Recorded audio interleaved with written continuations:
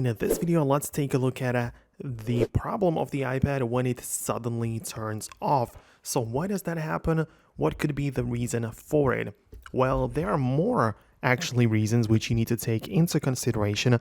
For example, most common one is the magnetic case, which can sometimes trigger the iPad to turn off if the magnets are misaligned or you place the you close the case.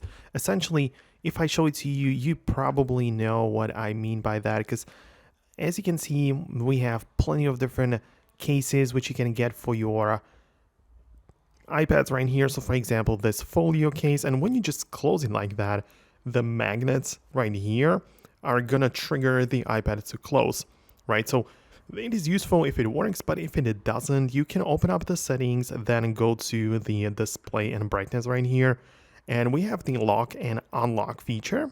So you can see that it uses, or it gets triggered through the iPad's cover, and if you don't like that to be happening, you can disable it like this.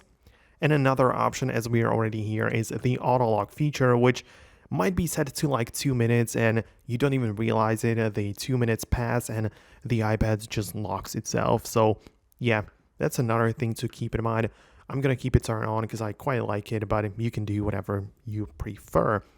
Obviously, there are also some other issues. Another very common one is the battery situation. So poor battery health or incorrect charging can lead to the sudden power off.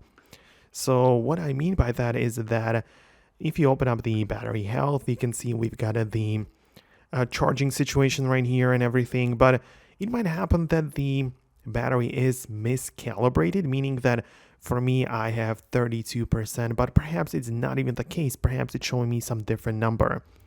And in order to fix that, I would just keep the iPad plugged in for much longer after it hits 100%. I wouldn't do it all the time, just once, to really ensure that the iPad's physical battery is full and that the percentage also says 100%. So I hope that makes sense. It's like a method to recalibrate the battery percentage, because as I said, sometimes it may show you one number, but the reality might be something else.